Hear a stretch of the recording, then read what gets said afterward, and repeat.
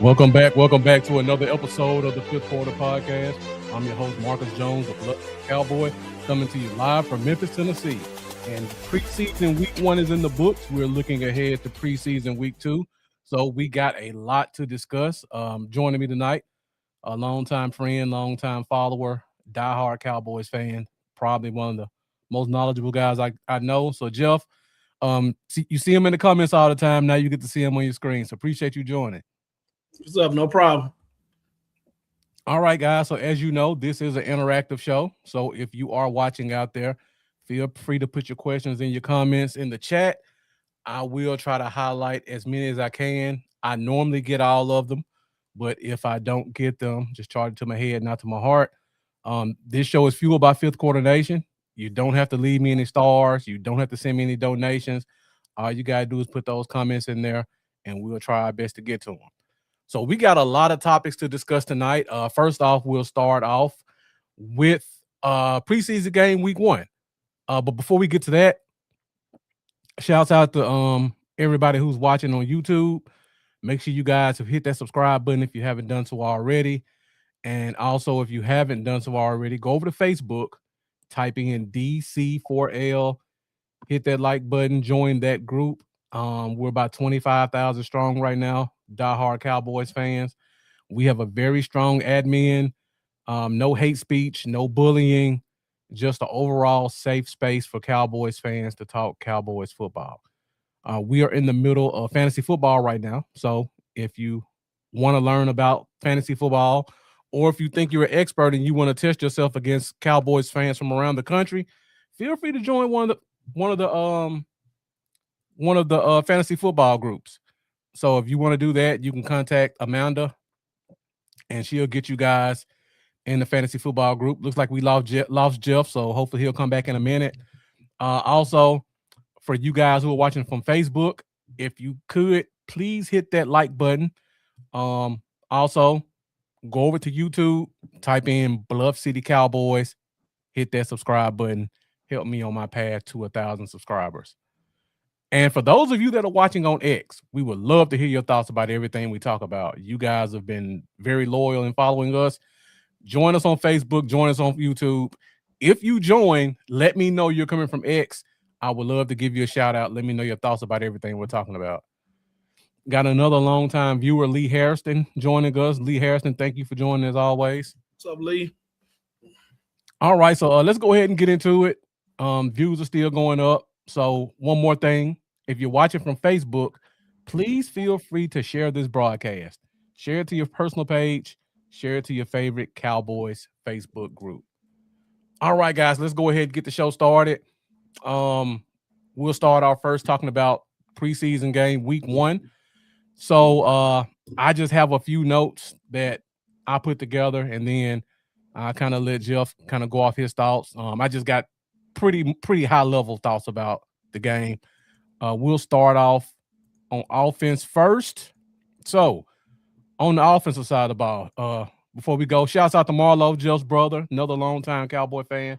Appreciate you joining. What's up, big bro? So yeah, note number 1, Joe Milton has definitely taken a major leap from year 1 to year 2. There's still a bit of inconsistency in this game. If you watched any pass that he threw shorter than 10 yards that wasn't a screen pass, it was high and hard still. But his passes 10 yards or more were accurate and on time, and he gave the receivers a chance to run with the ball. So we see some consistency there. We just need to work on that touch on passes 10 yards and under. Camden Brown stole the show. I mean, nothing else needs to be said about that. I'll let Jeff expound on that in a few minutes. Something that stood out to me, and I know a lot of people will say, well, that was the second unit, and the second unit was blocking better than the first unit. But if you watch Malik Davis and his patience and then his ability to explode once he sees a crease, it's a different level than what you see from Blue and Maffa. I watched all seven of Maffa's snaps. I think he had 5 carries, 1 catch, and then blocking. His carries were pretty much just running into wherever he got the ball at. There was no wiggle. Didn't see any vision. Blue was pretty much the same thing, but his explosiveness allowed him to be able to get a few more yards than Moffa did. Michael Trigg, everybody's pet cat, put on the definite receiving display. And then last but not least, Mingo's offensive and special teams contributions kind of separated him from the pack. So those are my 5 notes from the offense, Jeff. I know I pretty much went over a lot. Feel free to give me your thoughts or elaborate more on some of the thoughts that I gave. Well, I'll start with point number 1. Joe Milton definitely has made a leap from last year. I think from what I've seen in the game, he showed a lot more patience. He showed a lot more touch. And I think that in emergency break glass case situation, I think he could win us a couple of games, maybe 3. Now, I don't want that scenario, of course. I want Dak to stay healthy the whole season. But I think his work ethic that he's put in, I think it's definitely showing. He's showing, like I said, a lot more accuracy with his throws. And then when you couple that with his versatility with running, I think that's gonna be that's a pretty good backup quarterback. That's pretty much all you can ask for with him. I also seen I'm actually watching the rerun of the game in the background. I saw him do he ran when he had to, not just out of panic. I did see a few plays where it broke down. He looked a little erratic, but for the most part, his runs seemed to be I guess I ain't gonna say last minute, but it was when the play broke down. Yeah, there you go. When the play broke down, and in his mind is let's get some yards, let's get a positive play instead of getting a negative play. So I really enjoyed that with Joe Milton. Let me say something before you go on. Okay. I like Joe Milton's athleticism. He looks like the clumsiest athletic guy I've ever seen. To run a 4.5 and just stumble. He stumbles everywhere he runs. I agree with that. But he's athletic. It's just that just stood out to me when I watched the game. I'm sorry, go ahead. No, I can see that too. But I think that's part of his game, and that's what you're gonna get. Yeah. Other notes, trying not to go off all the notes that you go ahead, whatever you want to do. Yeah, that you had. But I think right now, Malik Davis is RB2.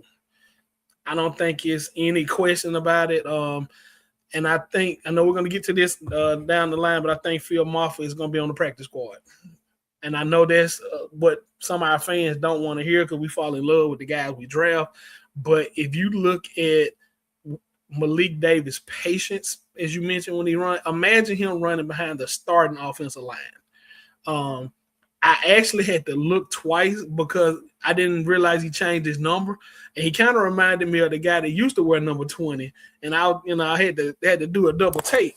But I think that his veteran leadership and stuff like that and experience, I think that's gonna help move him over. I like Moffa. I also like Blue, but they got to develop a little bit more patience in the running. I didn't see a lot of positive yards. I think they averaged maybe 2 yards or something like that a carry.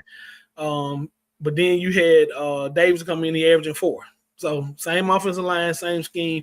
It just I think that veteran experience kind of played a part in that. Yeah, absolutely.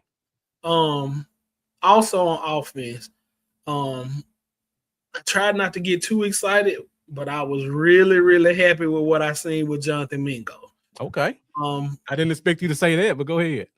Well, Jonathan Mingo was not brought in to be, well, I take that back. Before the GP trade, that's what we were hoping. But he's a big receiver, and you would call him a possession receiver. I look at him as a Keyshawn Johnson, not saying he's Keyshawn Johnson, but his job on the team would be to get a possession catch. Mm-hmm. And I saw him do a lot of that where he shielded the defender off and he made the catches. And that's all he did in college. He was a slant merchant. Yes. Slant and post. I know on the first 2 drives, I know I seen at least 2 or 3 slants. And he caught them all. They were both on third down too, I believe. Yeah, so I like what I seen. I'm not sure it's gonna push the needle to make us keep 5 or 6 receivers. Definitely keep it 5, but I don't know if it's gonna be 6. But I was really excited what I seen from him, and primarily because we hadn't seen nothing from him in the last year or so. So anything positive. He also plays some special teams, so I was impressed with that as well. Went back and kind of watched his special team, how they were using him on special teams.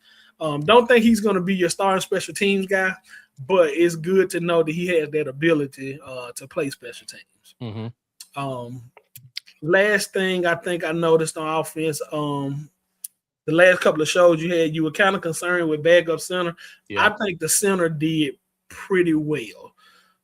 Now, granted, he wasn't going up against the starters, but I didn't see high snaps. I didn't see any delay games. He So did get pushed in the quarterback's lap. That's what I was looking for.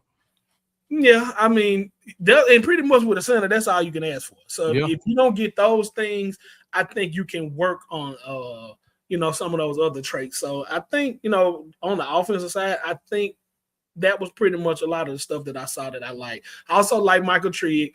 I think that with the right coaching, we can develop him into our tight end 1 or 2 of the future. I really do. Okay. All right. Great notes. Before we get going, see we got Jeff Pop joining us. Jeff Pop, appreciate you tuning in. What's up, Jeff? The Lunatic, another longtime viewer, all over Cowboys Nations podcast. So thank you for giving us a few minutes.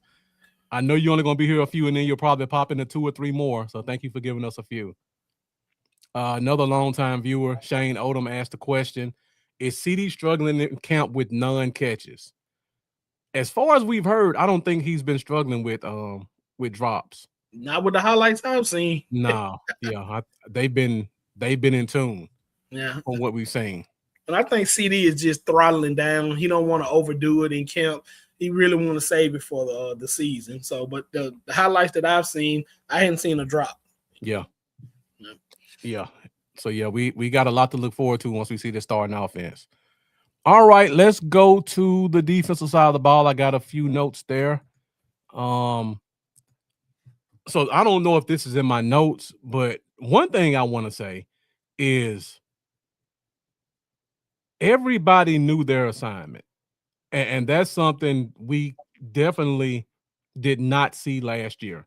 The Seahawks made some plays, but our guys were right there. Other than, I think there was a Darion Kendrick play where the guy was open on the sideline in the third quarter and the quarterback overthrew him. Other than that play, everybody was pretty technically sound. They made some plays. We were right there. It was just one of those situations where the offense made a better play than the defense, but nobody was at fault type deal. So for this to be preseason, I was very optimistic by the backups being technically sound, especially a guy like a Sam Williams and then a Malachi Lawrence. I just want to put that one out there. The corners that played to me were underwhelming. I'm gonna let you talk about Kalen Carson. I'm just gonna say his name and leave it at that. Darion Kendrick, I just talked about his play. He had about 2 or 3 bad plays that I saw where he was being a little bit over aggressive. So I don't know if that's first game jitters or if that's who he is. I know he's a high energy player, so hopefully he can kind of throttle that down in week 2. But none of the corners impressed me. Bridges didn't impress me. Speed, we didn't see enough of Revel or Downs to make a determination. But all the other corners, I was not impressed. So we'll talk about this later. But if they wanted to bring in a 5th corner, it wouldn't bother me one bit. The defensive line was stout across every unit that was out there. You never saw guys getting pushed back. There were never any like wide open gaps for the running backs to run through. The running backs had to earn every yard they got. And you can also attribute that to the linebackers as well, because they did a great job reading the plays and staying in their gaps. And then if I just want to highlight one person on the defense who really stood out to me, I would have to go Julius Wood. Great tackler, defense and special teams. Played pretty much the whole game with Elijah Clark. You never heard their names. And if you're a safety, if I don't hear your names, that means you did a good job. So I want to shout him out because our 2 big problems last year were safety and linebacker. So it's good to know that these backup guys can kind of give us some consistency. All right, Jeff, anything you want to add on with that? Yeah, I can add a few things. The one lineman that I wanted this defensive lineman, I'm sorry, that I wanted to see a lot from or more from was Jay Toia. Um, the plays that I honed in on him, I didn't like what I saw. He got Yeah. washed out of the play. And for what we drafted him for, I would expect him to be really, really stout against, especially second, third string guards. Mm-hmm. I wasn't impressed with that, but I mean, he's still young. He's still his second year. So I'm pretty sure they're in the weight room with him, and that's part of his regimen. So I want to see more for him for future purposes. Um, in our linebacking core, Justin Barron is going to be a problem. And collectively, I noticed a trait with all our linebackers, and I guess this goes back to the point where we kind of talked about all offseason where we don't really have a mic. All of our linebackers fly to the ball. Yeah. And if I don't have a definite mic and all my linebackers are flying to the ball, I am absolutely good with that. Yeah. It was one play Justin Barron made on the sideline. It was a swing On pass. swing pass, yeah. And I just knew that it was going to be a 5-6 yard gain. It was a 1 yard gain, if that.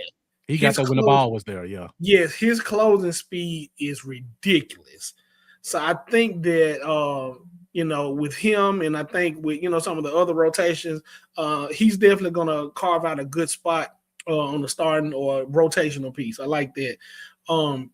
One person that stood out to me that I like and is going to make it a really tough. By the way, I see everybody's comments. As soon as Joe finishes, I'll put those questions up there. Yeah, and I'm sorry, you're gonna have to help me with the comments. I didn't log in. No, I'm good. I got the comments. Yeah. So that's what I did at first when my camera jumped off. I was trying to log in, but I didn't want to be out, so I can't see anybody comments. But I'm gonna put them on screen. In the defensive backfield, Reddish Stewart is gonna make it a hard cut. One thing I like about Reddy was we all know he moved to safety. I was kind of skeptical about that, but for what I saw, and then his versatility to move back down into the slot, our secondary is going to cause some offense and some fits. I don't think, besides maybe Malik Hooker, you won't see the same guy in the same spot on multiple plays, and that's just how versatile that our secondary is. Yeah. So it's a crowded back there, defensive back, but I think he's going to make it tough, and they're going to have to really move some pieces around. Kalen Carson, if you don't show anything this week, we'll holler at you. Yeah. To me, now one of those pass interference was not his fault. It wasn't really pass interference; it was a bad call. But when you're about to stop the offense and get off the field, and you get a face mask, and then you get another PI, those are plays that they kind of look at. That's kind of what got Trayshawn Holden on the street. You can't make those plays in that situation. When the defense is about to get off the field, that was one of our issues last year. Our defense did not get off the field. So you can't have those mental lapses to get those penalties. And so that was pretty much all I had for defense. I like the way, particularly the goal line stand. Mm-hmm. After Holden fumbled the ball, I just knew that was 6 points. I was really impressed with them starting on the 5. They may have gained 2 yards, and then they ended up having a turnover on down. That was excellent. And you wouldn't expect that from a second or third string defense. So I was really impressed with that. I mean, you wouldn't expect that from a Cowboys defense in general. No, you definitely wouldn't. So I think that shows some heart. Isaiah Land, he capped it off with the sack. I think that was brilliant. So that just shows you the different coaching that we got now. And I think that Parker, I really want to see what the first team defense is going to be, because if the third and second string was doing that, I can imagine what the first string going to do. Yeah, absolutely. Yeah. All right. So, that's pretty much all we have in terms of preseason game week 1. So now let's talk some 53-man roster. We talked defense a couple of weeks ago. So this week we'll focus on the offensive side of the ball. We will reference the defense a little bit, but the focus is going to be offense. The Lunatic has a comment / question. Carson's handsy play was called. I'm worried Revel will be called often also because of no reps in preseason. Thoughts? Rebel did have some reps in preseason though. He didn't have many, but I kind of get what the lunatic saying. It Right. wasn't enough to like get his feet wet. Well, all corners are a little bit handsy. Let's just put it out there. I mean, Yeah. it just Darrell Reeves was probably one of the most handsy corners they ever played, but it was just how he hid it, how he did it in a professional way where the refs really couldn't see it. So I don't think I'm really worried about that. I think he kind of trusts his knee now. So I think he's gonna be all right. Of course, he's gonna get some calls now, of course. Yeah. Yeah, but I don't think it's going to be a Kevin Smith type deal where every time the ball go in there, it's pass interference. Yeah. And I'll say this too.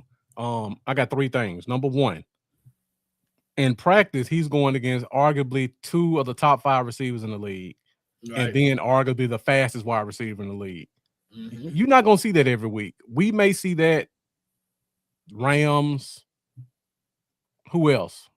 Will we see another receiver on George Pickens or CeeDee Lamb caliber? Do you consider Malik Neighbor on their caliber? Not coming off injury. Okay. So, I mean, if we played the Bengals, he would see something like that. But right. I don't think we play the Bengals this year. But Puka is going to be in the slot. So, he's not going to see Pickens or Lamb in the regular season. Mm-hmm. Number 2, this is practice. So, they literally going head up 50, 60 times. Mm-hmm.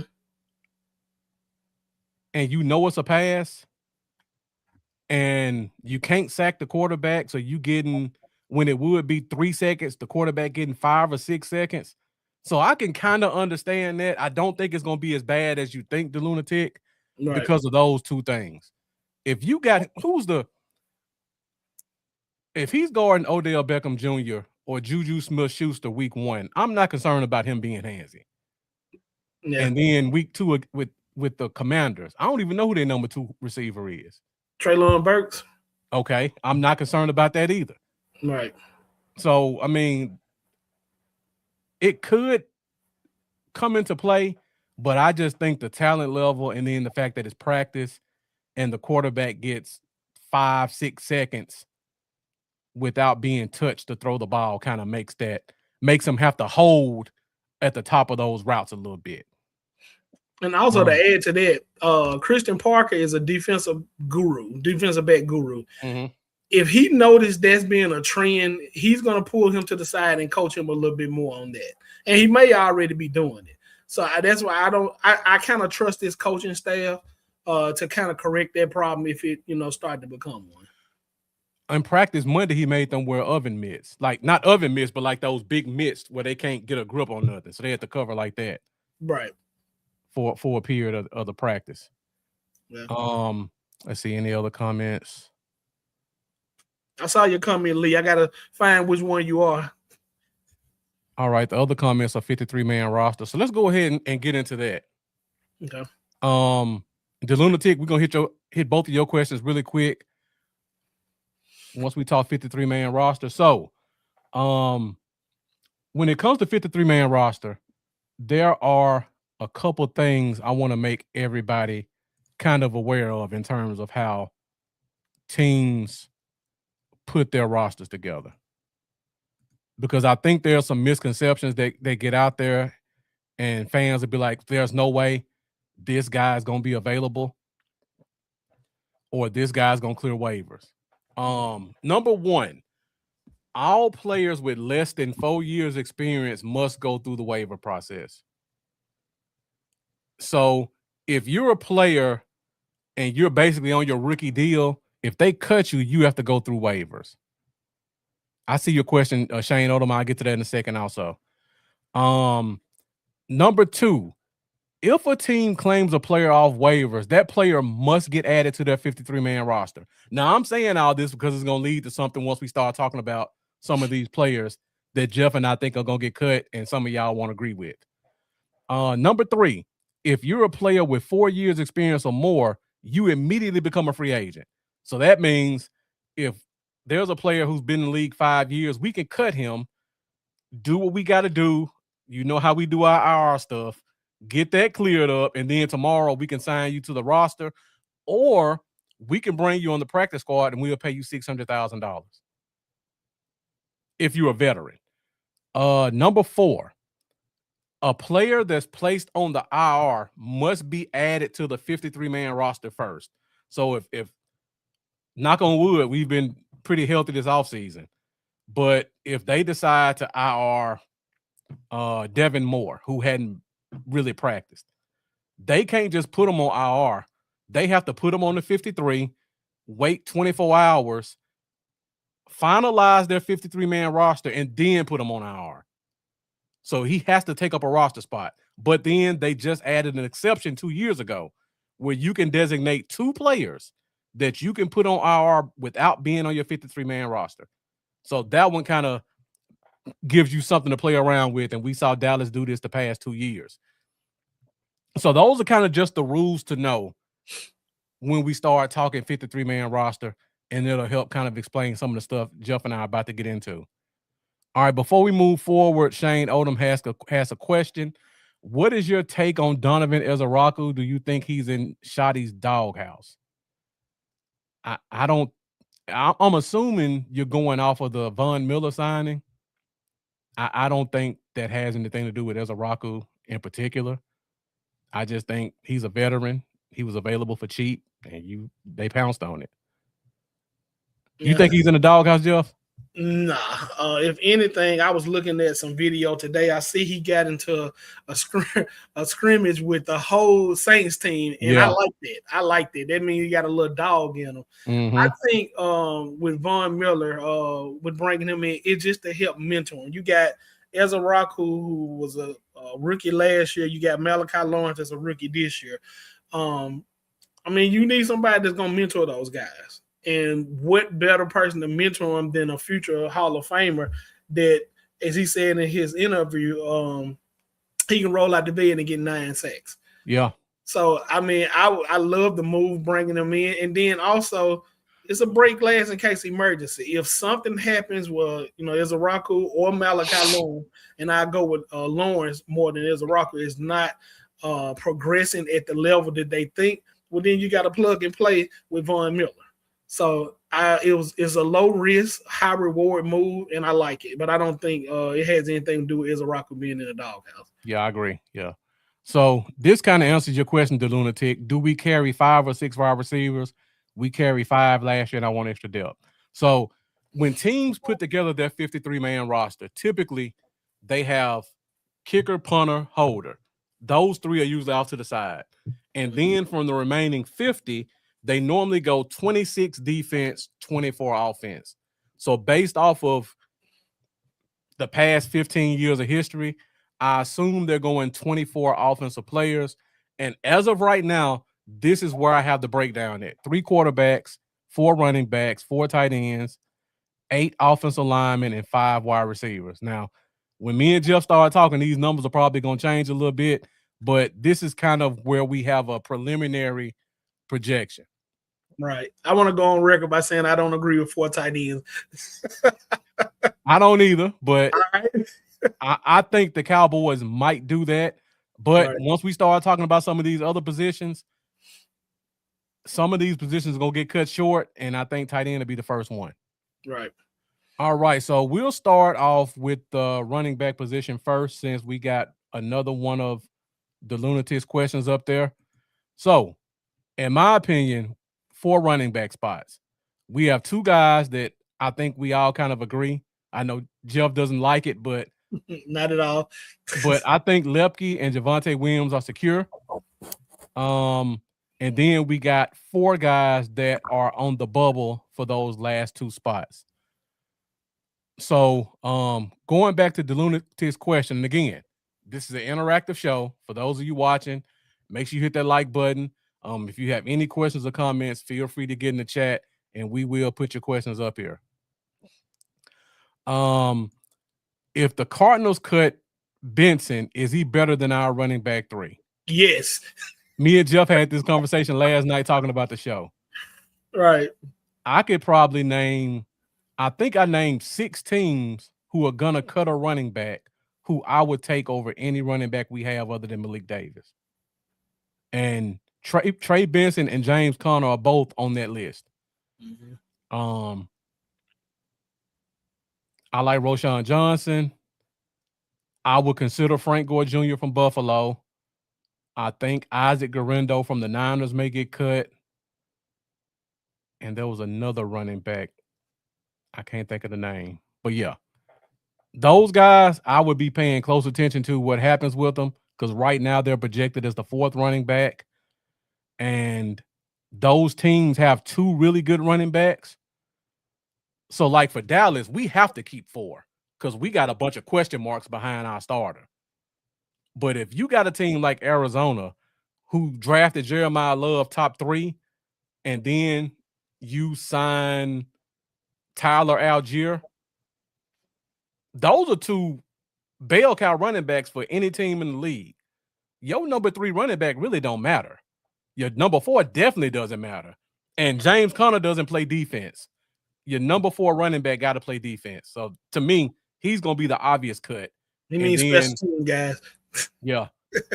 You said defense, but okay, if I mean special teams. Yeah. He doesn't play special teams, so he's definitely going to get cut because what he does, they have 2 younger versions of him already who have big contracts. I agree. So are you going to pay James Conner $6 million to be a number 3 running back? No. And he's hurt? No.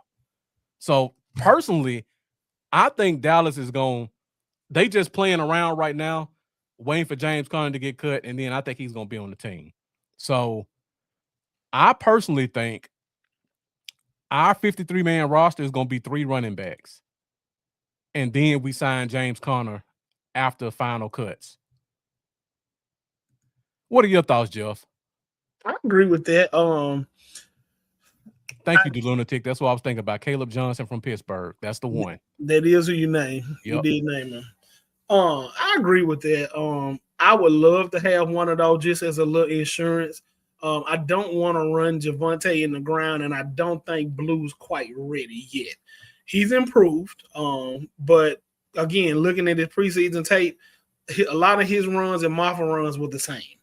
And if you had the 3 running backs up there, Malik Davis looked the best. Yeah. Just to be honest. So yeah, I would definitely take that. I'm anxious to know how is Conner progressing off his injury. I hadn't heard anything about his injury and how he's progressing. But even with that, we possibly wouldn't need him to have 10 plays, 15. I think he's good for that. Yeah. And if Javonte Williams, preferably, if he don't go down or if he went down, I think he's more than capable to just step in and carry the load, him or Trey Benson. Yeah. I think James Conner probably won't be ready week 1. But if you got Williams and you got Malik Davis and you put, I don't know, if you got Phil Maffa on your practice squad and you bring him up week 1, I think that's good enough to get you by until James Conner comes back. I see all your comments, the Lunatic. I'm about to put them up there. So while we at the running back position, here's something that I think me and Jeff both agree on and nobody else agrees on it. Jeffrey Castillo looks like a new name. Thank you for joining us. I believe you're watching from DC4L, so appreciate your support. This podcast is powered by DC4L, so make sure you join us every week. He says, don't focus on others before we focus on us. I would say my counter to that would be free agency is a 24/7 job. Mm-hmm. You have to churn the bottom of your roster. Right. So I'm not focusing on a pipe dream of will we get Max Crosby. But if I can get an upgrade at running back 3, I'm going to entertain that one. Right. And also to piggyback off that, I mean, if we had to roll with the running backs on the team, I think we would be fine with Williams, Blue, and Davis. Okay. I think we would be fine with that. But to the point of the question that, was it the Lunatic put up about the running back, or was that Shane? About the running back from the Cardinals? Or the upgrade of the running back. It was something like that. He just brought up these 2 running backs as rookies to be in the cut block. But to the point that was made earlier, if you have a chance to, and you know some of these moves are coming, I mean, you could just look at, the league, you know they're coming. And if you had the chance to upgrade that RB2/3 while still developing your younger guys, then I don't think that we're putting others before ours. We're just seeing what we have, and we know our truth. Yeah. And I wouldn't feel comfortable with Blue right now, and I say it right now, if something happened to William relying on Blue to be my every down back or Malik Davis. Right. I agree. Right. So Jeffrey Castillo saying we already have our 3. That's why I'm saying it. And he has Javonte Williams, Hunter Lepke, and Malik Davis. Well, Hunter's not a running back. And if we need him to be a running back, we'll be in trouble. Yes. He's a fullback / emergency tight end / special teams ace. That's what he is. He's a special teams guy 100%. Right. And that's what allows you to not have your top 3 running backs have to play special teams, because Hunter handles all that for you. So, and I'm glad you didn't put Phil Maffa. So let me say this about Phil Maffa. Let me go back to what I said before about 53-man rosters. So when you're making a 53-man roster, you got to remember, like I said, if a team cuts a player and they go on waivers, for another team to claim that guy, they have to put him on their roster. So let's just look at Phil Maffa's history. Phil Maffa was a 7th round pick last year. Does that sound like a player that somebody's going to give up one of their roster spots for? Phil Maffa played 1 preseason game last year and then went on IR for 16 games. Does that sound like somebody you're going to give up a roster spot for? He's played 1 game of preseason this year, had 7 carries, and left with a chest injury. We don't even know if he's playing this week. So I know the fans love him. I think, Jeff, you made a comment about earlier in the show about how we love our own guys. Right. But if we were looking at, I don't know, if this was Antonio Gibson for the Patriots and the same situation, if the Cowboys said we're going to give up one of our 53-man roster spots against the chance of keeping Michael Trigg or Camden Brown or Jonathan Mingo to bring in that guy, we would all riot. And I think the other 31 teams would do the same thing. So for that reason, if we cut Phil Maffa, I don't think he's getting picked up by anybody. Right. The only question would be, did we hurt his feelings so much that he goes and signs with somebody else's practice squad? But he's not getting picked up on anybody's roster if we cut him. And I don't think his feelings will get hurt. I mean, Phil Maffa was maybe 15 picks away from going undrafted? Yeah.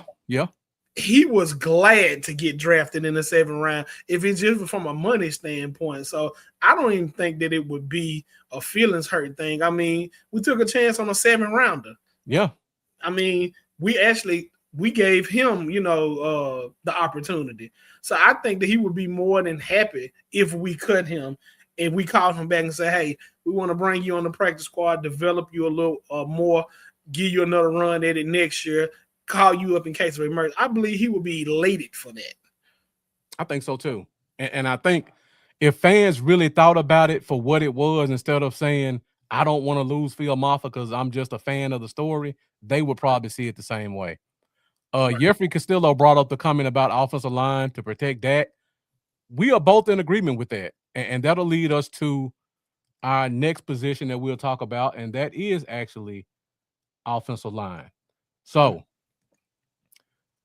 I think I put 9 up here because just like Jeffrey Castillo said, I would rather keep 9 offensive linemen than keep 4 tight ends or possibly 4 running backs. Jeffrey Castillo, there's no way you can go into a season with 4 wide receivers. Absolutely no way. Absolutely no way. Wow. You would. Wow. So I'm anxious to know. Well, we're jumping ahead, but I would be anxious to know who are your four that you keep, and then who you could. Well, I think I know who your four are. Right. But why? I would be anxious to know that. But we'll get to that. Yeah, I would rather have 5 wide receivers than 4 running backs. Right. But now offensive line. So on my original thing, I put 8, but right here, these are the 8. I think everybody would agree who looks up here says these are the 8 offensive linemen. Mm-hmm. Now, my concern is, and I talk about this every week, I have issues with backup center. Mm-hmm. I don't think TJ Bass is a center. I think we put in a square peg in a round hole. And if we needed to rely on him to be a center, I think we would be disappointed. And if something were to happen to either of the Tylers, then what would you do? Because Bass is your backup guard and center. So I think, like Jeffrey said, to give you the best offensive line to protect Dak, you need to have a pure backup center. And I think they're going to keep 9. And Nick Leverett, who plays center this week, he needs to have a solid game to take that 9th spot. Any comments about the offensive line, Jeff? No, I mean, I think that's pretty much self-explanatory. I'm looking. Now, my only question would be, some teams keep 10 offensive linemen. I don't think we can do that because that would be thin at like 3 positions. But Trevor Keegan had a really good preseason game. He did. And he's still on a rookie deal. If they cut him, I don't know if he would clear waivers. So do they like him enough to keep him at 9 and hope? Oh, let me back up. So Nick Leverett, I just looked it up. He's a veteran. So technically, if they cut him, they could put him on a practice squad. Okay. If they could keep him there. Now, my question to you, Jeff, would you risk that? Do you like Keegan enough to risk losing Leverett? No. Okay. Didn't we pick Keegan up as a free agent pick? When he a free agent pickup? Keegan was a 5th round pick by the Eagles who got cut in training camp, and Dallas signed him and put him at guard. Mm-hmm. Guard and center. That's enough for the story right there. Yeah. Mm-hmm. So, now, I would definitely rather have that backup center because center is such a key spot on our team. Even if he is not as strong, I guess you would say, as BB, you still need a person that could get the ball into Dak's hands, and then you could always help off the guards with him. You could always do that. So, but to have a pure center, I don't want anybody with high snaps and, low snaps. I don't want that. I want not picking up the blitzer, right? Because he's never done that before. Right. I want a person that has some experience with it. So, yeah, you definitely got to keep that. And when you plug him in at 9, if you look at all the spots, you have everything covered. You have a backup guard. You have a backup tackle. You have all your spots covered. So, yeah, I think you almost have to go with that 9th spot being a center.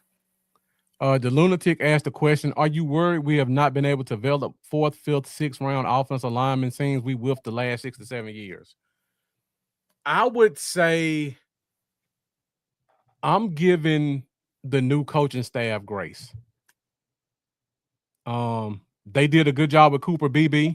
Never played center before in high school or college. Came in year 1. Wasn't terrible. Last year was pretty good. For a guy who never played center before, that's good development. Right. And then you look at a guy like Nathan Thomas.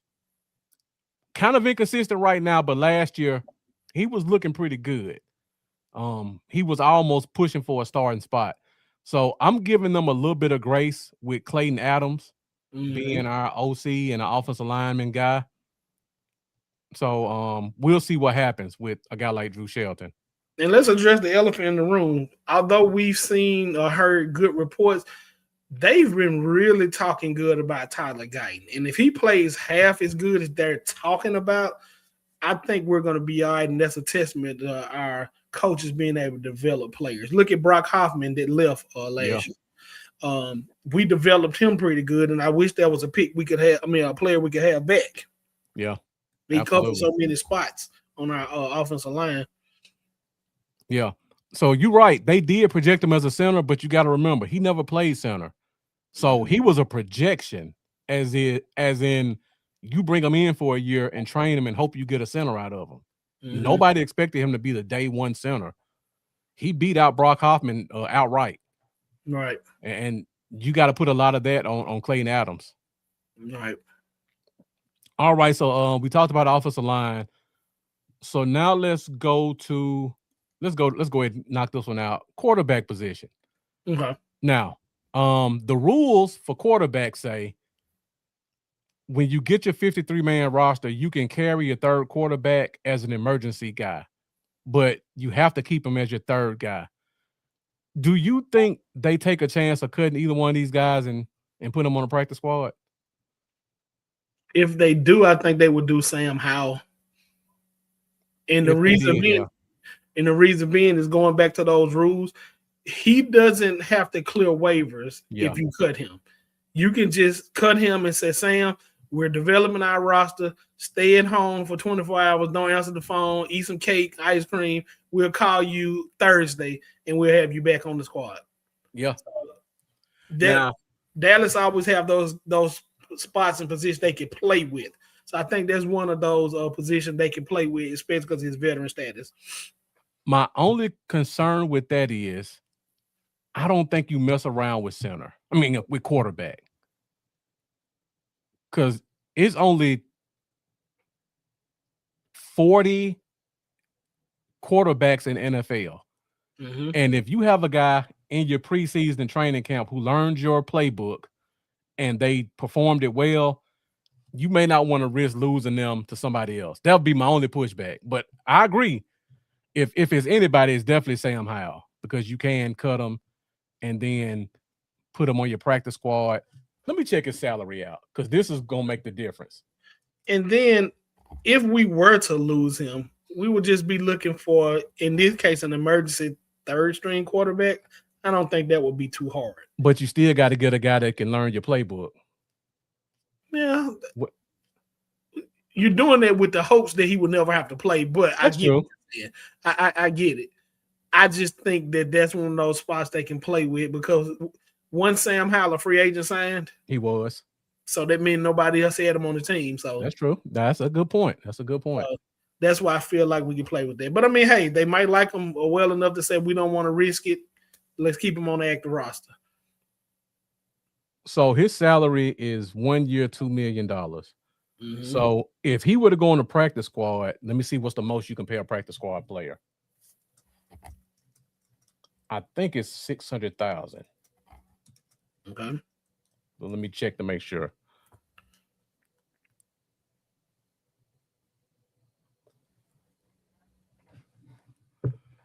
The lunatic says Milton needs to show consistent accuracy.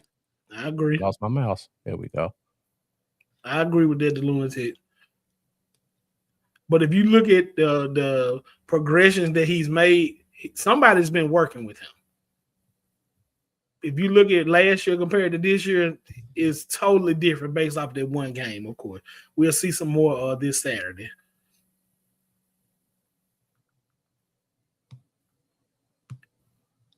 Okay. So the most you can pay Sam Howell on the practice squad is $396.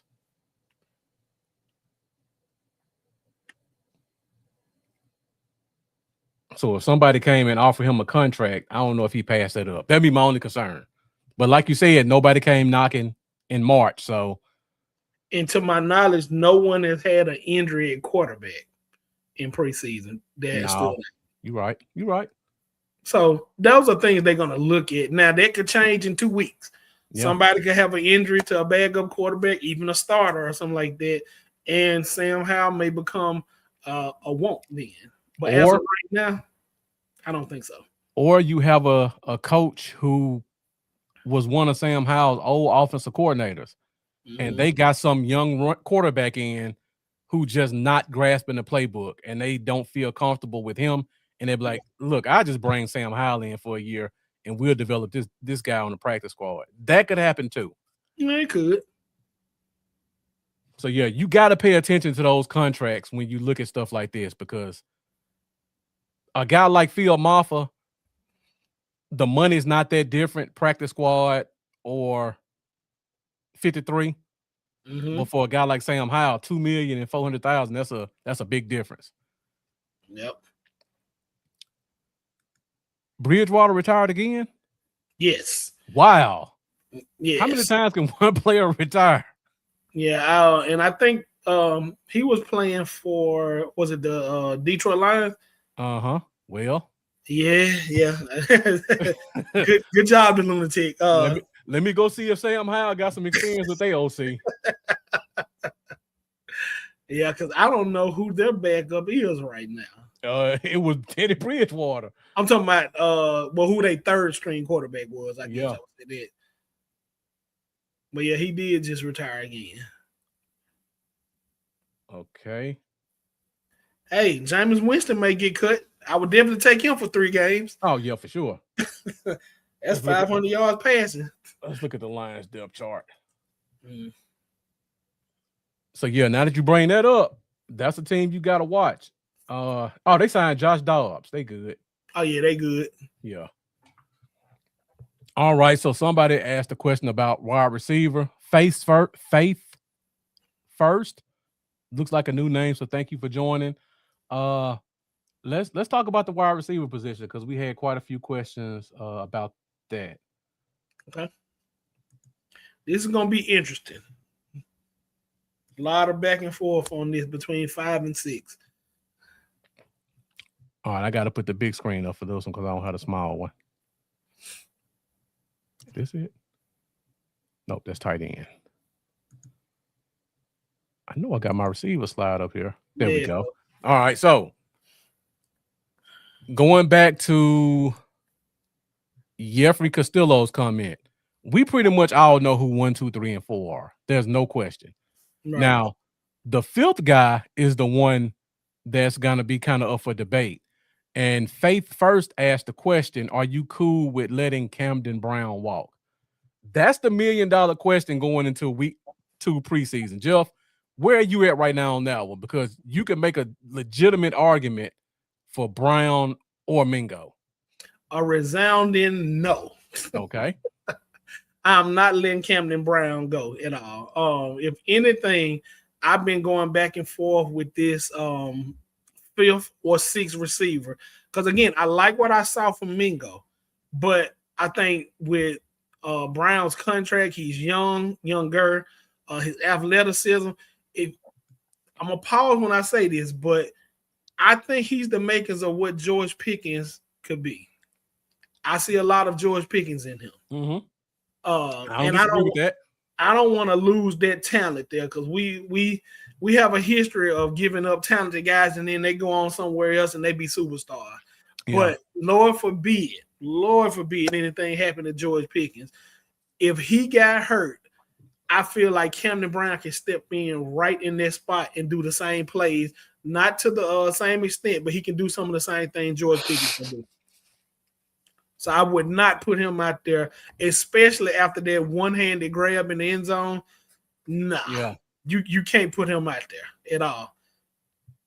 Now the question is going to be, do we keep Mingo? That's where the question comes in at. And being that we gave up a draft pick to get him, they're gonna give him every opportunity to succeed. And based off the first game, like I said, he did what you would bring a guy like him in to do.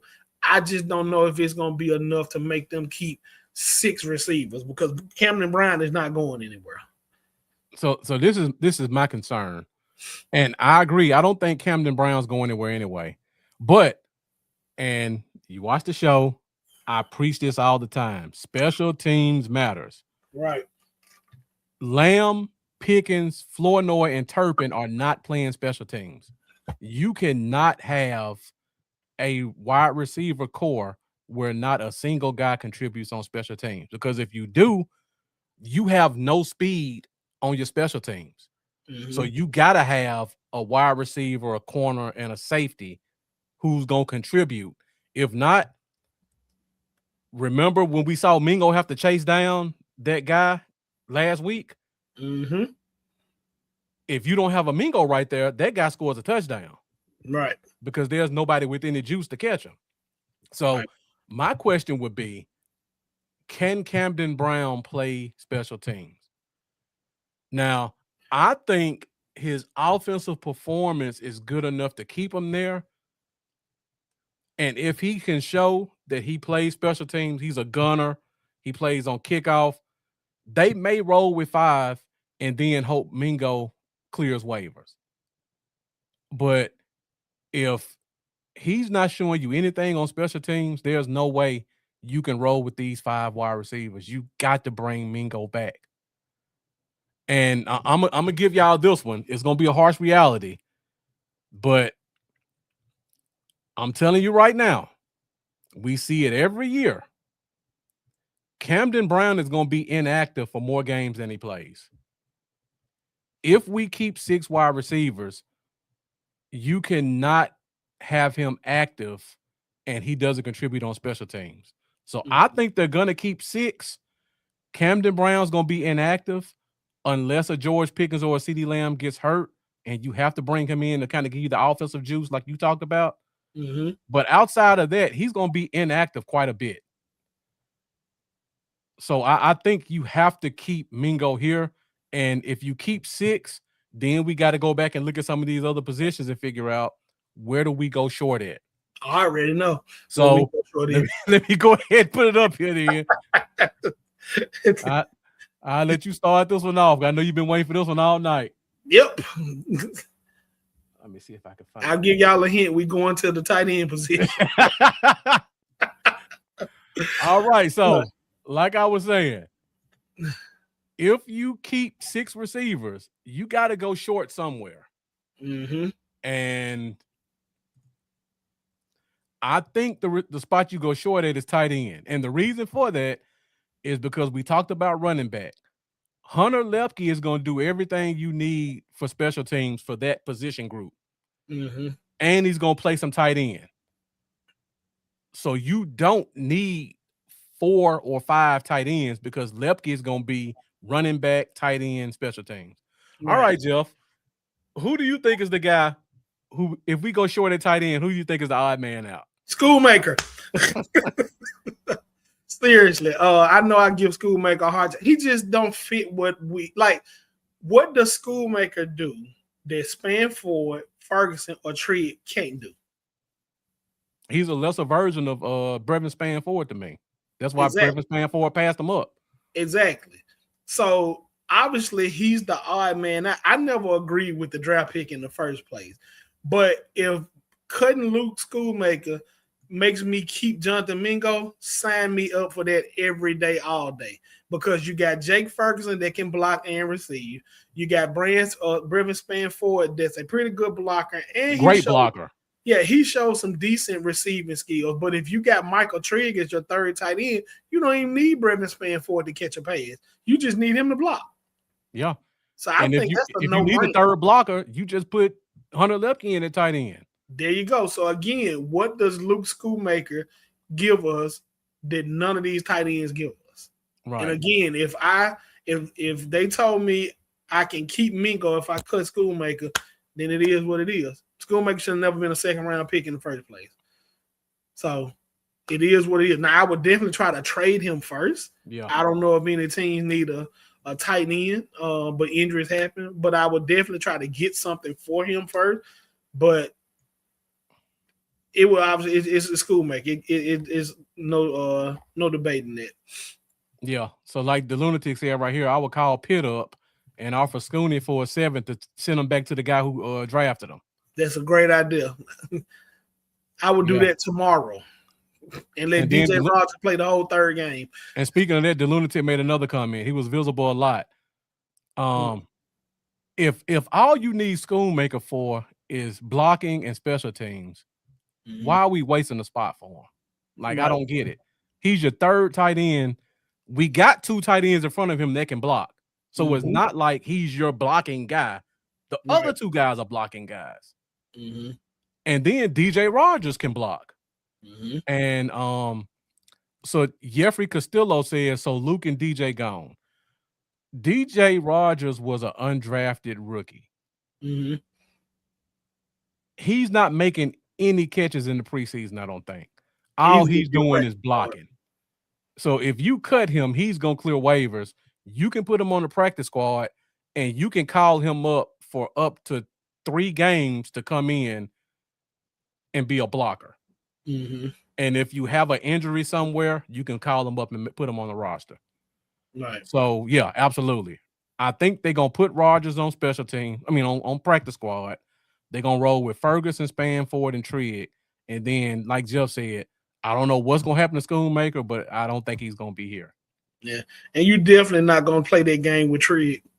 You're definitely from the performance in the preseason game to just, what he was doing in college. You're not, it's a wonder that he didn't get drafted. You're definitely not going to play that game with him. Attitude got him undrafted. That was it. It wasn't talent. Attitude as in cockiness. Yeah, because he went to 3 schools in 2 years. I can see that. So he went to, I think he was at USC, then he went to Ole Miss, and then he went to Baylor because he was just chasing money. But I don't blame these guys. If I'm 20 years old, yep, and I'm at Ole Miss, and I'm from California, and USC say I'm giving you $1 million to come play for us, I'm leaving Ole Miss. Yep. I'm from 20 minutes from Ole Miss. If I was on Ole Miss team and USC offered me $1 million, I'm going to USC. I'm chasing the money. I don't think that's a character flaw. Would you stay if Ole Miss topped it? on that team that he left, I would have, because they still had Dart as quarterback. Okay. But if I'm 20 and they offer me $1 million, I'm chasing the money. Forget that. Yeah. Nothing's guaranteed.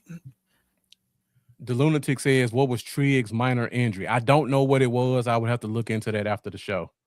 I didn't know he got injured either. Yeah. So, yeah, Chris Woods, with the quickness. I can't blame a kid for chasing money at 20. Right. I mean, we just had an announcement today that 3 players who were drafted from Ole Miss are going to probably get cut, and they just got approval to go back to college. They were on a practice squad. They were in training camp. They played in a preseason game Saturday, and they just got, all 3 of them got approval that if they get cut, they can go back to college. Wow. How can you blame them? I'm gonna get paid. I'm not finna go. I'm not finna go. Be on a practice squad making $390 when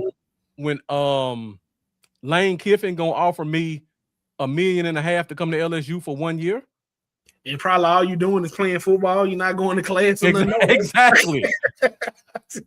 Yeah, I'll take that deal. So yeah, I can't blame. I can't call that a character flaw for a 20-year-old chasing money. TT Sports says Scooney probably doesn't have any trade value. It's time to move from him. Trigg is tight end 3, brings value as a receiver.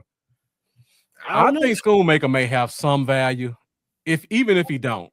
Yeah, I just saw Tyler Warren is dealing with a groin or a hamstring. Mm-hmm. We might want to make that call. Yeah. All we looking for is a 7-round pick. Anything, yeah. Yeah, Trigg has minor toe injury. Shotty says they're not worried. Yeah, I mean, he's the 3rd tight end, so I mean, we can have time to get that to heal. Mm-hmm. Let's see. What is there any position we didn't talk about? Tight end. Okay, so let's go back to this question then. Yeah. So if we keep 6 receivers, we pretty much agree we going 3 at tight end, and then we try to get Rogers on practice squad. Mm-hmm. Let's say you want to keep 9 offensive linemen.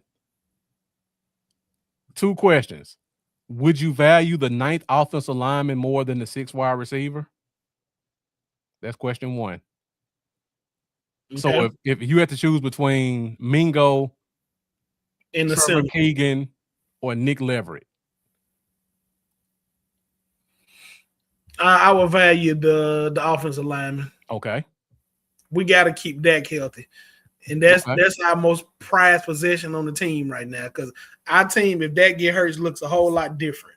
Yeah. I'm not saying we're gonna be garbage or nothing like that, but we look a whole lot better with Dak as quarterback than without.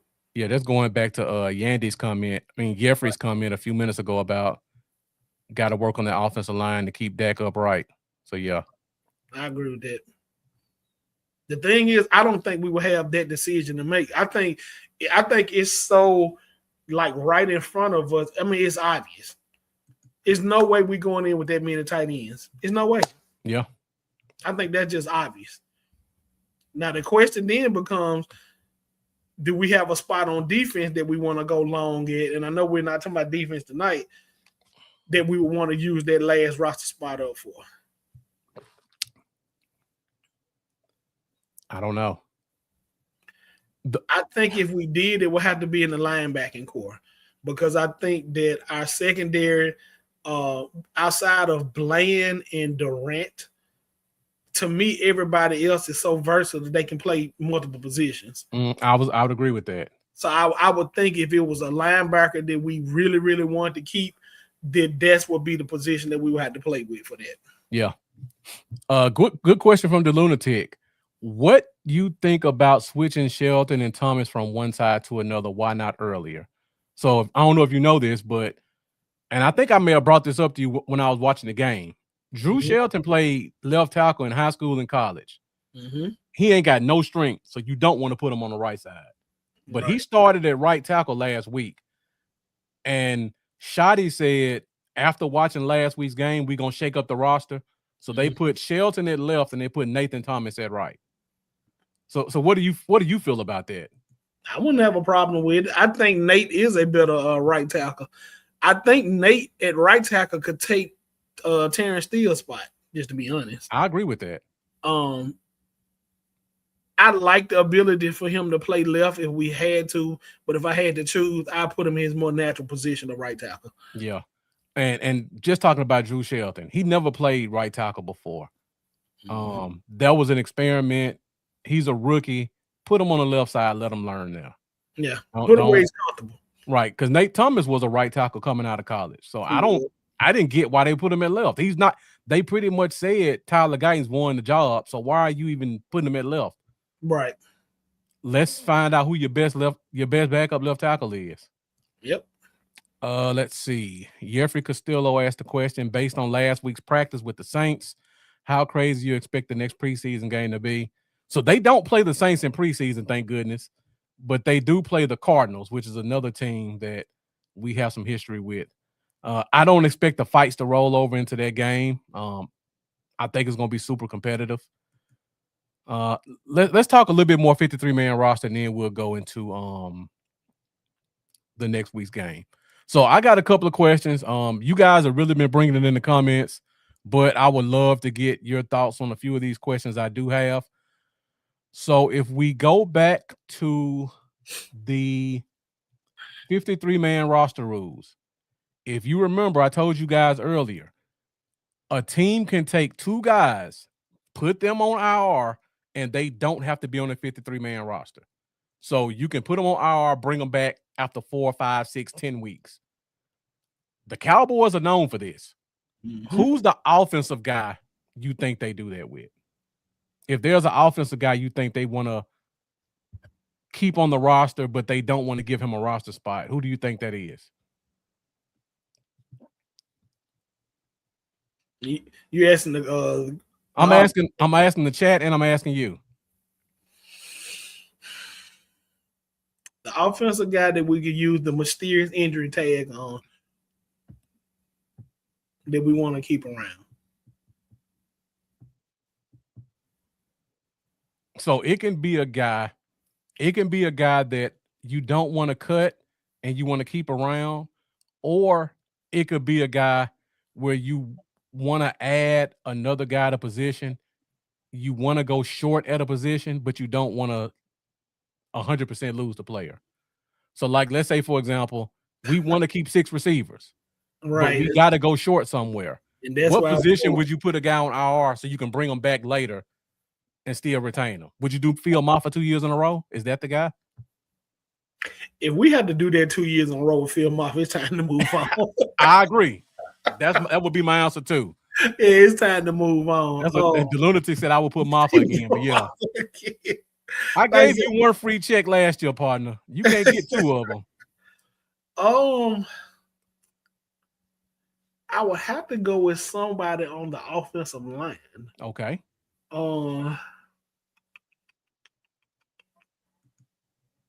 You're not gonna do that with Blue. So they saying Jeffrey and the lunatic saying running back position too. I'm trying to go different from Mafia, but that's kind of an obvious. But like you said, though, I mean, we can't keep you on the roster 2 years straight. We can't give you 2 years of free checks because that's basically what it would be. All right, so I give you my guy if you want me to give you mine. I give you one, but I will kick myself for this. Okay. All right. If, and this is a big if, we just had to keep Schoonmaker. If we would do it with Michael Trigg.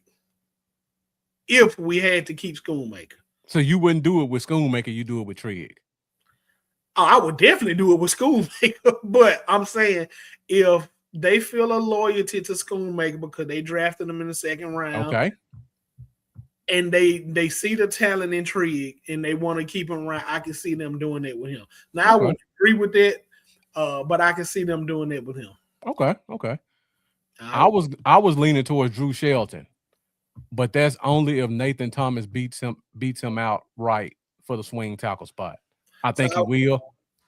So I was gonna ask you then, would you feel comfortable? And I know he had to do it last year with Nate Thomas as a left tackle in an emergency situation. You almost got to. Okay.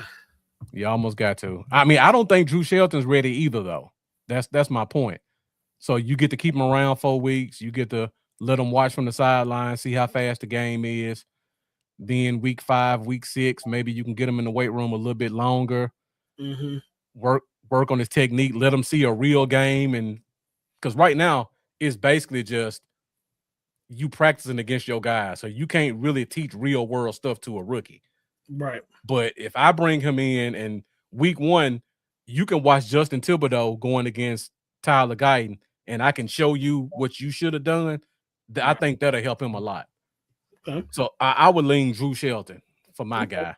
But if not him, I do like the Trigg answer. Because again, I would kick myself if they did that, though. I don't think either one of them really like. I like Trigg. I don't think you need him. No, we definitely don't need him. So it's not like if he went on IR for 6 weeks, the team gonna just go to hell. Right. So I agree with that. Same thing with Schoonmaker. Right. But my problem with that would be I don't want to give Schoonmaker a $2 million free check. I give Michael Trigg his $700,000 for free. Right. But I'm not giving Schoonmaker $2.5, $3 million for free. Right. I'd rather just cut him if I'm trying to do that to keep him. That's understandable. Let's see. The lunatic, how big of a say does Lunda Wells have? He supports Scooney since he was here when he was drafted. That's a good question. But you also got to look at who was Michael Trigg sponsor to bring him here? Because again, he was coming out of college as a troublemaker. Right. So you would assume the tight end coach had to kind of pound the table a little bit to get him here. Right. But yeah, I would redshirt Shelton also if I had to make that choice. Let me get off that. Okay. Next question. All right.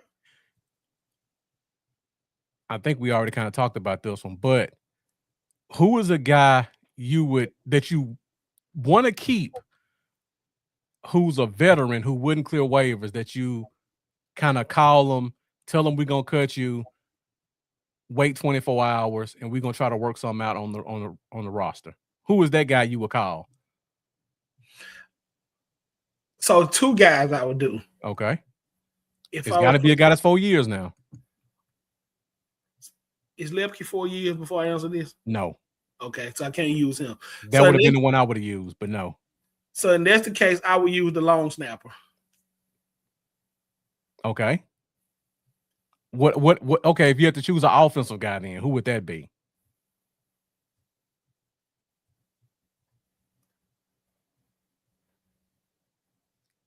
Is there anybody? Or Was you just Mingo counting it? no. Mingo is year 3. Okay. No, Mingo is year 4, but you I got to thought be he at was. least you got to have 4 years in. This is his 4th year.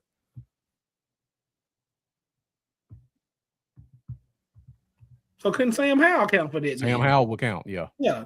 It would be Sam Howell then. Okay. All right, and let me know in the comments, guys, what you think, because these are conversations that are going to be taking place, and you're going to see this come across your ticker. And when you ask yourself, how did Sam Howell have a good game week 2, and then we cut him? This will be the reason why. They already got that agreement in place. He'll be chilling at the Star, eating shrimp and lobster and steak, hanging out with Jerry in the private yacht, and then get signed the next day after they move some guys on IR. Yeah. I'm thinking on the rest of the offensive spaces. I don't really think of any others that can will work for that scenario. Yeah. The only other one I could think of is Nick Leverett. But yeah, Nick Leverett is the only other one I could think of that you could do that with. I know absolutely nothing about Nick Leverett at all. I mean, I don't know much about him either. Okay. I just know he was a guy who been in the league for like 6 years, and he was in the USFL last year, and we brought him in the practice squad. I mean, training camp. Gotcha. Okay. I think if Sam Howell is Trig, except Howell would not make it close, he will outright win QB2 spot. If he outright wins the QB2 spot, that would change the conversation, because they not cutting Milton. I don't think he outright wins it though. Okay. So we're at an hour 17 minutes. Oh, go ahead, Jeff. And No, I was gonna say the reason is because I feel like what they got, they traded something for Milton, and it's a reason why. To me, if they would have come, they would have did it last year because he looked horrible. Yeah, he looked absolutely horrible last year.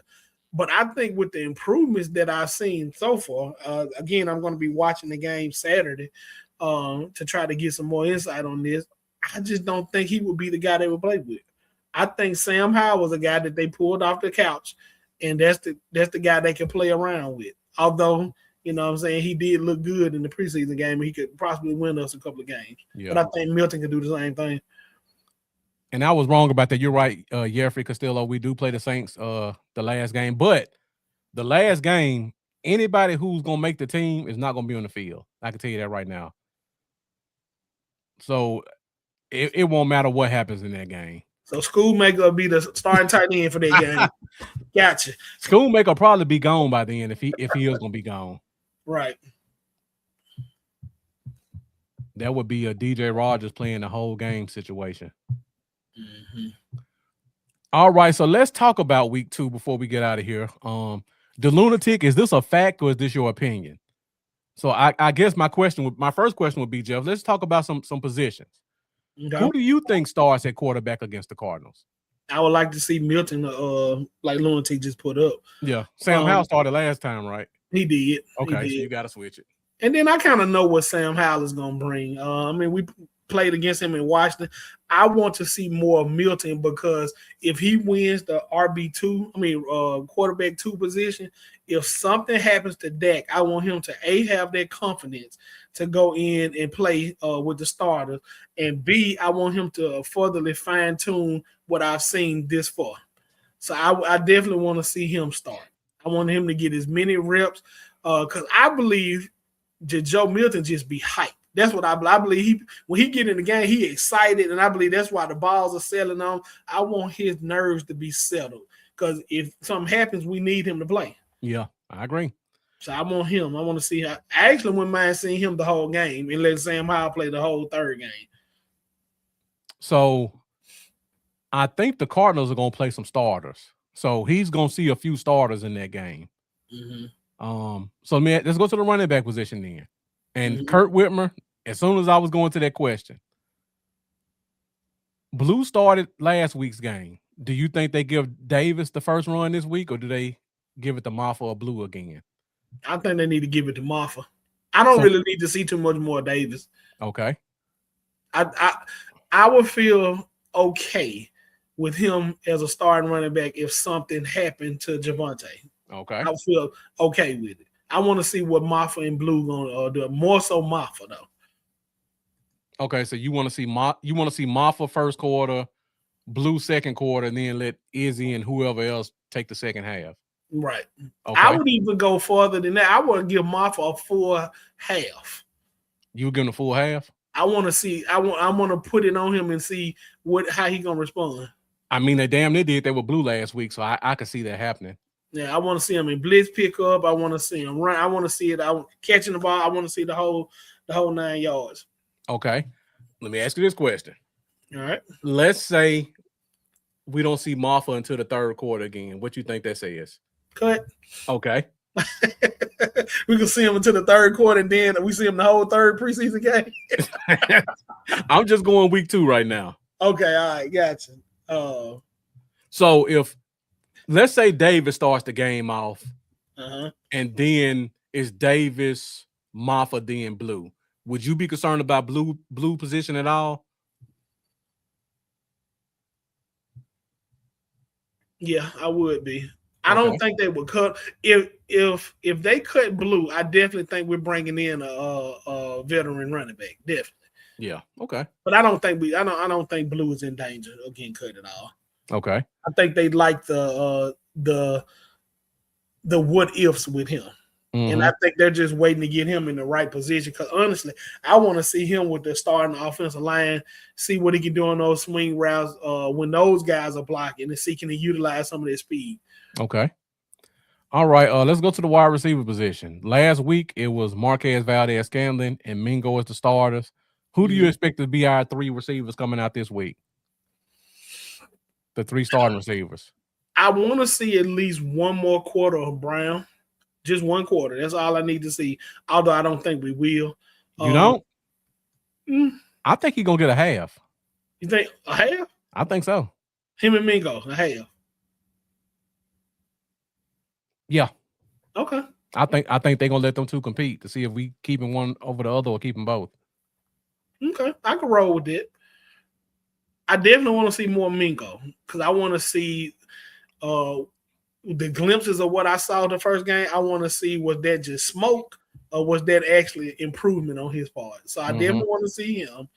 I was kind of disappointed that I didn't see a lot from Denzel Mims. I actually didn't even know he played until I just looked at the screen. He played 1 snap. Yeah, he's number 84. I was very disappointed in it. Yeah. So I want to see some more. Well, not see anymore because I don't think he's going to make the team. But I would love to give him, a bigger load. Kind of see how he handled it. Yeah, the Cardinals definitely said they're playing some starters at least a quarter. On both sides, or more than likely, yeah. Okay. I don't know what they're gonna do at running back because all their running backs hurt, but I think you're gonna see offensive line. You'll probably see some receivers. So it'll be interesting. I don't think you're gonna see Marvin Harrison, but you'll see the other guys. The way he been dropping passes, you need to see him. Yeah, that's true. That's he need true. all the practice he can get. I think he just trying to live up to the hype too much, though. I think that's his problem. We haven't talked about defense much tonight, but let's talk about defense real quick. Right. We only saw 7 snaps of Revel and Downs last week. Do you think we see more than that this week? I don't want to see too much more with Downs. I do want to see maybe at least a half, though, because I don't want him at safety or corner. Both. Okay, a quarter at safety, a quarter at corner. Right. I want to see how he's gonna respond with both. I definitely want to give Revel more snaps. I want him as confident as he can be going into the season because we're gonna need him. I gotta say we gotta give Kalen Carson another shot too. Okay. After this game, if he stinks it up this game, then we already know one of our first cuts. Yeah. So I want to see some of him. I want to see some more Reddy Stewart too, because I think Reddy is gonna make it's gonna be some hard decisions to be made because I like his versatility. I actually looked at him kind of as a Caleb Downs because he was playing nickel, he was playing safety. I really liked it. Okay. And the lunatic, I will try to give Revel at least a half. If he can give me a half, I pull him off. He asked, do you give Scooney feature him to get that trade value up? Of course. I'll be putting out a hype video of Scooney right now if I were Dallas. But I definitely would be caught in Indianapolis because I don't know how serious the Tyler Warren injury is. But I did see that go across my ticket. So I'm looking at teams that may have had an injury to their starting tight end, or either their bag up that they may need a good quality bag up, and I'm giving them a call. Okay. Yeah, I'm looking. I think all the Cardinal starters gonna play week 1. I mean week 2. Okay. At least a quarter. So they're gonna get a legitimate test. I actually want to see our starters play a quarter or two. I really do, but I know it's not gonna happen. Yeah, that's gonna be a tough one. They wouldn't do that. Yeah. All right. Don't want them going to week 1 rusty. You think we see Barham this week or Overshawn? Definitely not Overshawn. I don't think we see Overshawn. I think we definitely see Barham. So you don't think Overshawn need to get some rust knocked off? He do, but I don't think we'll see him. Okay. So you think Overshawn playing? Yeah. I think Barham playing. I mean Barham, yeah. Yeah. I don't think they want to risk. They want him coming in fresh. If they gave him anything, they'll give him a series. But I don't even think we see him a series. Okay. This might be my last question. Okay. And we probably kind of answered this, but week 3 is gonna pretty much just be throw some guys on the field and just make sure everybody leaves who we were relying on to be healthy. So this is the week where bottom of the roster guys have to compete to change somebody's mind. Mm-hmm. What are some competitions you think are going to be most important towards a guy at the bottom of the roster making the team? Any certain positions, any certain players, any like matchups between two guys that's kind of fighting for a last roster spot? Of course, the Camden Brown Mingo. Okay. I want to see who's going to step up in our linebacking core because I think our top 3-4 linebackers are solidified. I want to see who's going to separate themselves to be that final 5th or 6th linebacker. I actually want to see some more of Jay Toia. Okay. I didn't like what I saw with him in the first game. For what we drafted him for, he's being pushed back really bad. And I want to see him, especially against some starting caliber, I guess you would say guards. And I want to see can he carve out some type of role because I think right now at this point he's fighting for his roster life. Yeah. And if anything from last week, he's going to be cut too. And I don't even know if they're going to bring him back to the practice squad. I think they may just count their losses. I mean, they got enough guys they can get away with it. Right. Any other positions you thinking about come to mind? Sam Williams. You think Sam Williams and Leofau competing at all? Well, I was going to say I want to see some Leofau. I really don't want to see Leofau get cut. I really don't. But I just don't see, especially with us signing Von Miller, I don't see what Leofau. I think that kind of solidified it for him. Love him as a player. I just don't see where he's going to be at on this team. If we keep him here and we keep 6 linebackers, what would you go short at? That's the only way you can keep him. You put him back at inside linebacker. Now you keeping. Do you keep him over Barron? Is question 1. No. Okay. If you don't keep over Barron, do you go short? Let me see. Kurt Whitmer says Woods and Stewart are making the team. Would you keep either one of them over Leofau?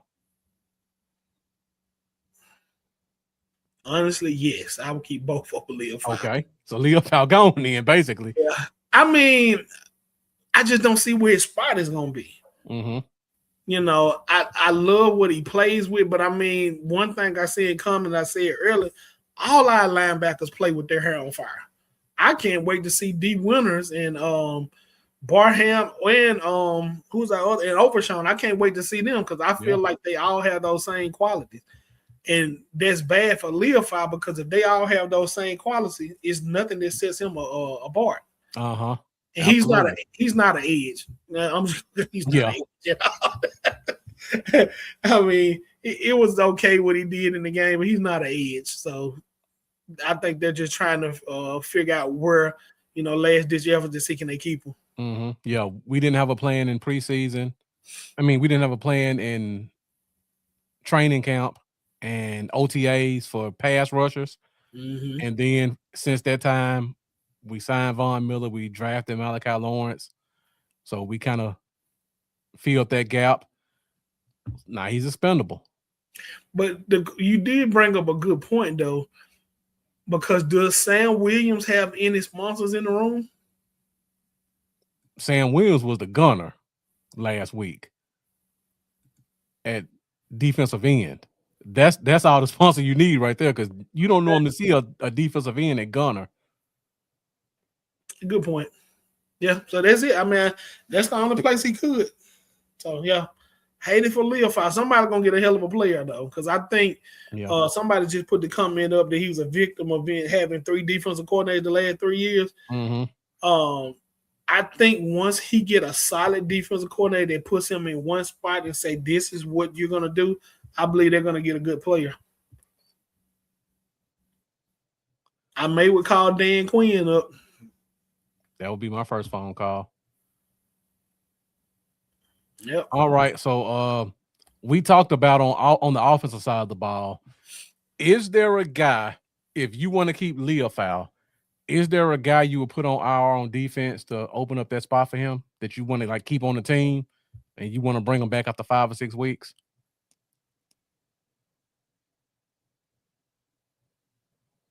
Only one I could think of is Devin Moore,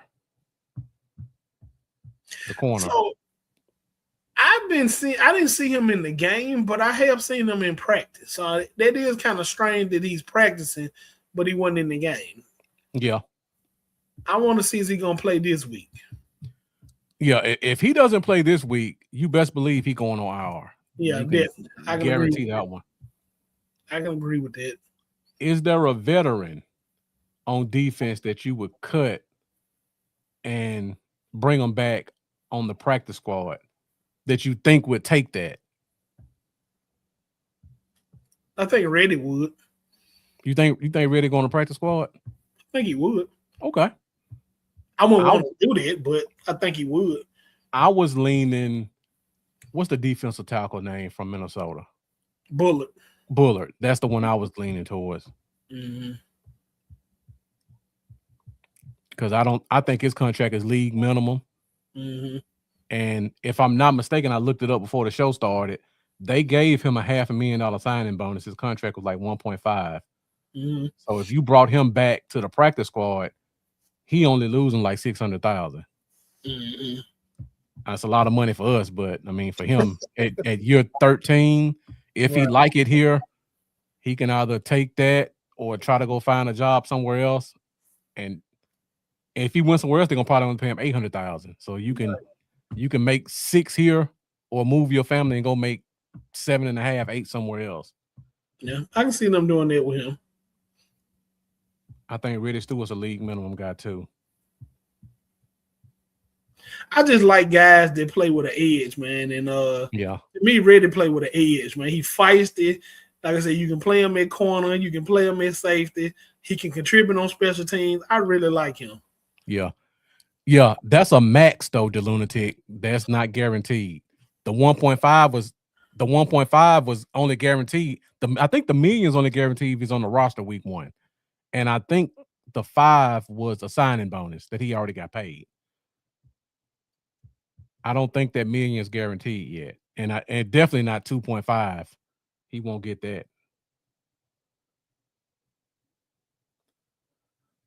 All right, I think that's all I got, Jeff. We went through quite a bit tonight. Should be a good game this week. Oh yeah. Going against Arizona. It's a couple of players on that team I'm watching. I'll be honest. I'm watching Jalen Brooks. Have you been watching him in the preseason? I have not. He been doing damn near the same thing Camden Brown been doing. That was the guy we cut, right? Yep, that's the guy we cut, and he was a special teams ace. Mm-hmm. So I'm watching what they do with him. I'm watching they tackles because our offensive coordinator was their former offensive line coach. Mm-hmm. I'm definitely watching running back. Yeah. I don't think we see Trey Benson or James Conner, but I like Bam Knight though. Mm-hmm. If I needed I think Bam Knight's better than Maffa. If I just need to swap a guy out. Aren't you a Clemson fan? I am a Clemson fan, but I know the player. Gotcha. We had one more question before we get out of here. It was, okay. Let's see. I can't find it now. Oh, yeah, the lunatic. If we are top 7 offense, do you think Clayton Adams will be hired as a head coach next year without calling plays?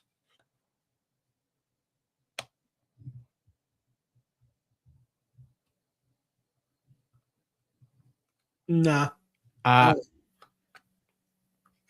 There are very few offensive line coaches who become head coaches. There are very few offensive coordinators that don't call plays that become head coaches. If you got one guy that's both of them, I don't see how he can become a head coach, especially not in year 2.